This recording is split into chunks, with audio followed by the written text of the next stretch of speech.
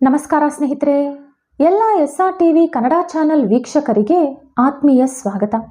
ಎಷ್ಟೋ ಜನರು ದೇವರಿಗೆ ದಯೆ ಅನ್ನೋದೇ ಇಲ್ಲ, ಯಾರೇ ಕಷ್ಟದಲ್ಲಿದ್ರೂ ಸಹಾಯ ಮಾಡಲ್ಲ, ದೇವರೇ ಇಲ್ಲ ಅಂತ ಎಷ್ಟೋ ಮಾತುಗಳನ್ನು ಆಡ್ತಾರೆ. ಈ ವಿಡಿಯೋದಲ್ಲಿ ನಿಮಗೆ 3 ಕಥೆಗಳನ್ನು ಹೇಳ್ತೀನಿ. ಆ ಕಥೆಗಳು ಕೇಳಿದ ಮೇಲೆ ನೀವೇ ಹೇಳಿ, ದೇವರಿಗೆ ನಿಜವಾಗ್ಲೂ ದಯೆ ಇದೆಯಾ ಇಲ್ವಾ? ಕಷ್ಟದಲ್ಲಿರೋರಿಗೆ ಸಹಾಯ ಮಾಡ್ತಾರಾ ಇಲ್ವಾ? ದೇವರು ಇದಾರಾ ಇಲ್ವಾ ಅಂತ. ಆದರೆ ಅದಕ್ಕೂ ಮುಂಚೆ ನೀವಿನ್ನೂ ನಮ್ಮ ಚಾನೆಲನ್ನು ಸಬ್ಸ್ಕ್ರೈಬ್ ಮಾಡ್ಕೊಂಡಿಲ್ಲ ಅಂದರೆ ಖಂಡಿತ ಈಗಲೇ ಸಬ್ಸ್ಕ್ರೈಬ್ ಮಾಡ್ಕೊಳ್ಳಿ. ಹಾಗೆ ಹೊಸ ವಿಡಿಯೋ ನೋಟಿಫಿಕೇಶನ್ಸ್ಗಾಗಿ ಪಕ್ಕದಲ್ಲಿರೋ ಬೆಲ್ ಐಕಾನ್ ಕ್ಲಿಕ್ ಮಾಡ್ಕೊಳ್ಳೋದನ್ನ ಮಾತ್ರ ಮರಿಬೇಡಿ. ಒಂದೂರಲ್ಲಿ ಒಬ್ಬ ಸನ್ಯಾಸಿ ಇದ್ದ. ಆತ ಭಿಕ್ಷೆ ಬೇಡೋಕೆ ಒಂದು ಮನೆ ಮುಂದೆ ಹೋದ. ಆ ಮನೆಯೊಳಗಿಂದ ಒಬ್ಬ ವ್ಯಕ್ತಿ ಓಡಿ ಬಂದು ಆ ಸನ್ಯಾಸಿ ಕಾಲಿನ ಮೇಲೆ ಬಿದ್ದು ಜೋರಾಗಿ ಅಳೋಕೆ ಶುರು ಮಾಡ್ದ. ಯಾಕೆ ಅಳ್ತಿದ್ಯಾ ಅಂತ ಸನ್ಯಾಸಿ ಕೇಳಿದ್ರು. ಅದಕ್ಕೆ ಆ ವ್ಯಕ್ತಿ, ಅಯ್ಯೋ ಪುಣ್ಯಾತ್ಮ, ಏನಂತ ಹೇಳಿ ನನ್ನ ಕಷ್ಟನ?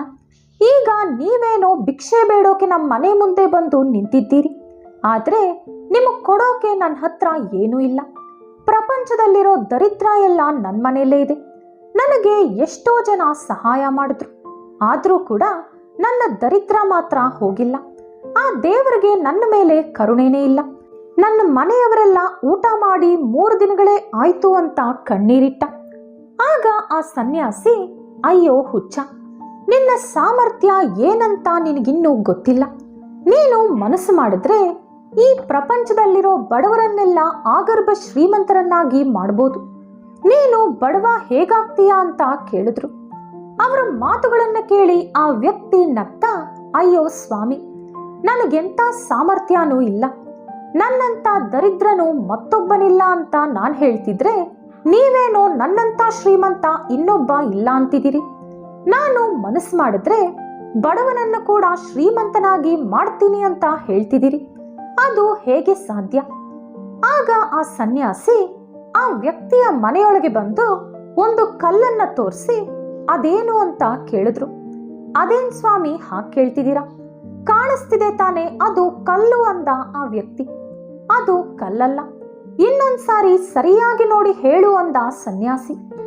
ಬೇಕಾದ್ರೆ ಅಕ್ಕಪಕ್ಕದ ಮನೆಯವರನ್ನೆಲ್ಲ ಕರೀತೀನಿ, ಅದು ಕಲ್ಲೇ ಅಂದ ಆ ವ್ಯಕ್ತಿ. ಬೇರೆಯವರ ಮಾತು ನಾನು ಕೇಳಬೇಕಾ ಅಥವಾ ನಿಜಾನ ನಾನು ನಂಬಬೇಕಾ ಅಂದ್ರು ಸನ್ಯಾಸಿ. ಹಾಗಾದ್ರೆ ಇದು ಕಲ್ಲಲ್ವಾ? ನಿಜ ಬೇರೆನೇ ಇದೆಯಾ? ಅದೇನಂತ ನನಗೂ ಹೇಳಿ ಅಂತ ಕೇಳ್ದ ಆ ವ್ಯಕ್ತಿ. ಆಗ ಸನ್ಯಾಸಿ, ಹೇ ಹುಚ್ಚ, ಎಂದಾದ್ರೂ ನೀನು ಸ್ಪರ್ಶವೇದಿ ಬಗ್ಗೆ ಕೇಳ್ಪಟ್ಟಿದ್ಯಾ? ಆ ಕಲ್ಲಿಗೆ ಕಬ್ಬಿಣವನ್ನ ಸೋಕಿಸಿದ್ರೆ ಆ ಕಬ್ಬಿಣ ಚಿನ್ನದಂತೆ ಬದಲಾಗುತ್ತೆ. ಆ ಸ್ಪರ್ಶವೇದಿನೇ ಈ ಕಲ್ಲು. ಈಗ ಹೋಗಿ ನಿಮ್ ಮನೆಯಲ್ಲಿರುವಂತ ಕಬ್ಬಿಣದ ವಸ್ತುಗಳನ್ನ ತಂದಿಡು ಅಂತ ಹೇಳಿದ್ರು. ಆ ವ್ಯಕ್ತಿ ಓಡಿ ಹೋಗಿ ಮನೆಯಲ್ಲಿರುವಂತ ಎಲ್ಲಾ ಕಬ್ಬಿಣದ ವಸ್ತುಗಳನ್ನ ತಂದು ಸನ್ಯಾಸಿ ಮುಂದೆ ಇಟ್ಟ. ಆ ಸನ್ಯಾಸಿ ಸ್ಪರ್ಶವೇದಿ ಕಲ್ಲನ್ನ ಆ ಎಲ್ಲಾ ಕಬ್ಬಿಣದ ವಸ್ತುಗಳಿಗೆ ತಾಕಿಸಿದ್ರು. ಆ ಕೂಡ್ಲೆ ಆ ಎಲ್ಲಾ ವಸ್ತುಗಳು ಚಿನ್ನದಂತೆ ಬದಲಾಗೋಯ್ತು. ಆಗ ಆ ಸನ್ಯಾಸಿ ನೋಡ್ದ, ನಾನ್ ಹೇಳ್ದೆ ತಾನೆ, ನಿನ್ನಂತ ಶ್ರೀಮಂತ ಮತ್ತೊಬ್ಬನಿಲ್ಲ. ನೀನು ಮನಸ್ಸು ಮಾಡಿದ್ರೆ ಯಾರನ್ನ ಬೇಕಾದ್ರೂ ಶ್ರೀಮಂತನಾಗಿ ಮಾಡ್ಬೋದು ಅಂತ ಈಗ ಒಪ್ಕೊಳ್ತೀಯ? ಈ ಕಲ್ಲನ್ನ ಯಾರಾದ್ರೂ ನಿನಗೆ ಬಹುಮಾನವಾಗಿ ಕೊಟ್ರ ಅಥವಾ ನಿನ್ನ ಮನೆಯಲ್ಲೇ ಮುಂಚೆಯಿಂದಲೂ ಇತ್ತ ಅಂತ ಕೇಳಿದ್ರು.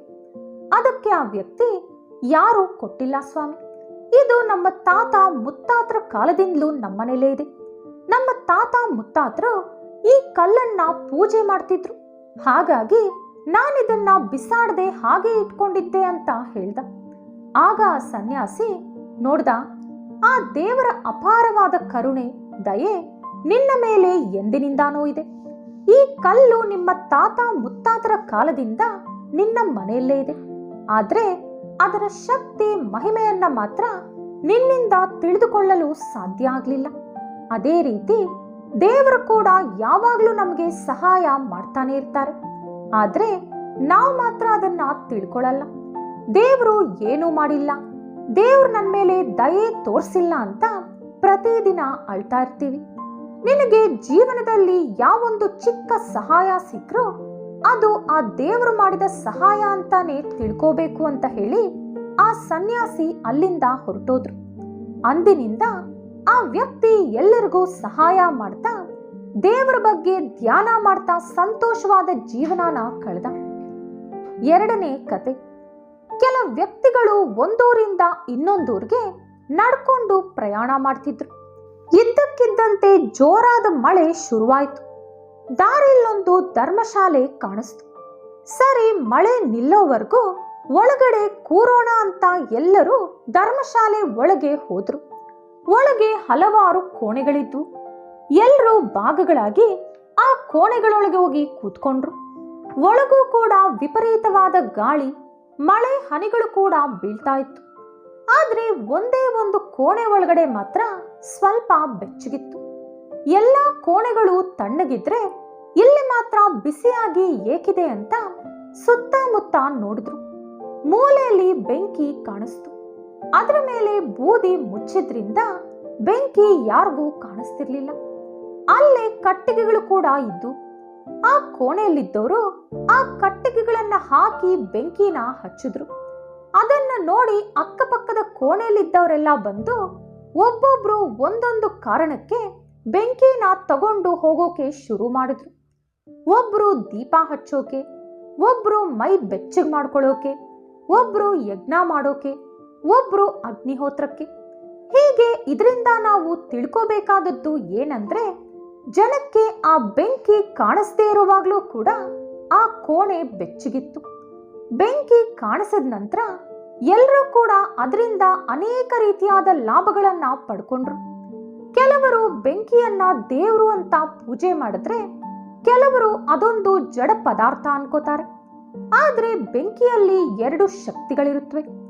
ಒಂದು ದಹಿಸಿದ್ರೆ ಒಂದು ಬೆಳಗಿಸುತ್ತೆ. ಅದೇ ರೀತಿ ಸೂರ್ಯನಲ್ಲೂ ಕೂಡ ಎರಡು ಶಕ್ತಿಗಳಿವೆ, ಬೆಳಗೋದು ಹಾಗೂ ದಹಿಸೋದು. ಬೆಂಕಿಯನ್ನ ದೇವರು ಅಂತ ಭಾವಿಸೋರು ಹೋಮ, ಹವನ, ಪೂಜೆ, ಪುರಸ್ಕಾರ ಮಾಡಿ ಅದರಿಂದ ಲಾಭ ಪಡ್ಕೋತಾರೆ. ಕೆಟ್ಟವರು ಮನೆ, ಮಠ, ಹೊಲ ಸುಡೋಕೆ ಉಪಯೋಗಿಸ್ತಾರೆ. ಕೆಲವರು ಅಡುಗೆ ಮಾಡೋಕೆ, ಮೈ ಬೆಚ್ಚಗೆ ಮಾಡ್ಕೊಳ್ಳೋಕೆ, ದೀಪ ಹಚ್ಚೋಕೆ ಬಳಸ್ತಾರೆ. ಬೆಂಕಿ ಒಂದೇ ಒಂದು.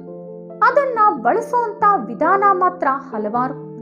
ಯಾವ ವಿಷಯವಾದ್ರೂ ಕೂಡ ನಾವು ನೋಡೋ ವಿಧಾನದಲ್ಲೇ ಇರುತ್ತೆ. ಆ ಸಮಯದಲ್ಲಿ ಮಳೆಯಲ್ಲಿ ನೆನೆದು ಚಳಿಯಲ್ಲಿ ಒದ್ದಾಡ್ತಾ ಇರೋರ್ಗೆ ದುಡ್ಡು ಕೊಟ್ರೆ ಲಾಭ ಇರುತ್ತಾ? ಬೆಂಕಿನೇ ಕೊಡ್ಬೇಕು. ಈಗ ಹೇಳಿ, ದೇವರಿಗೆ ದಯೆ ಇದೆಯಾ ಇಲ್ವಾ? ಮೂರನೇ ಕತೆ. ಒಂದೂರಲ್ಲಿ ಇಬ್ರು ಸ್ನೇಹಿತರಿದ್ರು. ಅವರಲ್ಲಿ ಒಬ್ಬ ಆಸ್ತಿಕ, ಅಂದ್ರೆ ದೇವರನ್ನ ನಂಬೋನು. ಒಬ್ಬ ನಾಸ್ತಿಕ, ಅಂದ್ರೆ ದೇವರನ್ನ ನಂಬದೇ ಇರೋನು. ಒಂದಿನ ಇಬ್ರು ಒಂದು ಮಾವಿನ ಮರದ ಕೆಳಗೆ ಮಾತಾಡ್ತಾ ಕೂತ್ಕೊಂಡ್ರು. ಆಗ ಆಸ್ತಿಕ, ದೇವ್ರು ಯಾವಾಗ್ಲೂ ಕೂಡ ತಪ್ಪು ಮಾಡಲ್ಲ, ಅವರಿಂದ ಯಾವಾಗ್ಲೂ ಯಾವ ತಪ್ಪು ಕೂಡ ನಡೆಯಲ್ಲ, ಅವರು ಏನೇ ಮಾಡಿದ್ರು ಅದರಿಂದ ಒಳ್ಳೇದೇ ಆಗುತ್ತೆ, ಸ್ವಲ್ಪ ತಡವಾದ್ರೂ ಕೂಡ ದೇವರು ಸಹಾಯ ಮಾಡೇ ಮಾಡ್ತಾರೆ ಅಂತ ಹೇಳ್ದ. ಆಗ ನಾಸ್ತಿಕ ನಗತಾ, ನಾನು ಒಂದ್ ಮಾತು ಹೇಳ್ತೀನಿ ಕೇಳು. ಇಲ್ಲೊಂದು ದೊಡ್ಡ ಮಾವಿನ ಮರ ಇದೆ ತಾನೆ. ಆ ಮರಕ್ಕೆ ನಿನ್ನ ದೇವರು ಚಿಕ್ಕ ಚಿಕ್ಕ ಹಣ್ಣುಗಳನ್ನ ಮಾತ್ರ ಕೊಟ್ಟಿದ್ದಾನೆ. ಪಕ್ಕದಲ್ಲಿರೋ ಈ ಕುಂಬಳಕಾಯಿ ಗಿಡಕ್ಕೆ ಮಾತ್ರ ಹೊರೋಕ್ಕೂ ಸಾಧ್ಯ ಆಗದಿರೋಷ್ಟು ದೊಡ್ಡದಾದ ಕಾಯಿಗಳನ್ನ ಕೊಟ್ಟಿದ್ದಾನೆ. ಇದರಿಂದಾನೇ ಅರ್ಥ ಆಗುತ್ತೆ ನಿನ್ನ ದೇವರು ಎಷ್ಟು ದೊಡ್ಡ ಮುಟ್ಟಾಳ ಅಂತ. ಹೀಗೆ ಹೇಳ್ತಿರೋವಾಗ್ಲೇ ಒಂದು ಮಾವಿನ ಹಣ್ಣು ಗಿಡದಿಂದ ಉದುರಿ ಅವನ ತಲೆ ಮೇಲೆ ಬಂದು ಬಿತ್ತು. ಅವನು ಥೂ ಇದ್ರ ಮನೆ ಕಾಯೋಗ ಅಂತ ತಲೆ ಉಜ್ಕೊಳ್ಳೋಕೆ ಶುರು ಮಾಡ್ದ. ಆಗ ಆಸ್ತಿಕ, ನೋಡ್ದೇನೋ, ನೀನು ಹೇಳ್ದಂತೆ ಒಂದು ವೇಳೆ ಈ ಚಿಕ್ಕ ಮಾವಿನ ಹಣ್ಣಿನ ಜಾಗದಲ್ಲಿ ದೊಡ್ಡ ಕುಂಬಳಕಾಯಿ ಇದ್ದಿದ್ರೆ ನಿನ್ ತಲೆ ಒಡೆದು ಸಾಯ್ತಿದ್ದೆ. ಅದಕ್ಕೆ ನನ್ನ ದೇವ್ರು ಯಾವಾಗ್ಲೂ ತಪ್ಪು ಮಾಡಲ್ಲ, ಅವ್ರೇನೇ ಮಾಡಿದ್ರು ಸರಿಯಾಗಿ ಇರುತ್ತೆ ಅಂತ ಹೇಳ್ದೆ. ಅವರಲ್ಲಿ ತಪ್ಪು ಹುಡ್ಕೋನು ನಿಂತರ ಮೂರ್ಖ ಆಗ್ತಾನೆ ಹೊರತು ಎಂದೂ ಕೂಡ ಬುದ್ಧಿವಂತ ಆಗಲ್ಲ ಅಂತ ಹೇಳ್ದ. ನಾವು ದೇವರ ದಯೆ ನಮ್ಮ ಮೇಲೆ ಎಷ್ಟಿರುತ್ತೆ ಅಂತ ಅನ್ಕೋತೀವೋ ಅದಕ್ಕೆ 1000 ಪಟ್ಟು ಹೆಚ್ಚಾಗಿ ದೇವರು ನಮ್ಮ ಮೇಲೆ ದಯೆ ತೋರಿಸ್ತಾರೆ. ಇದನ್ನ ನೀವು ಒಪ್ಪಿಕೊಂಡ್ರೆ ಜೀವನದಲ್ಲಿ ಎಷ್ಟೋ ನೆಮ್ಮದಿ ಸಿಗುತ್ತೆ.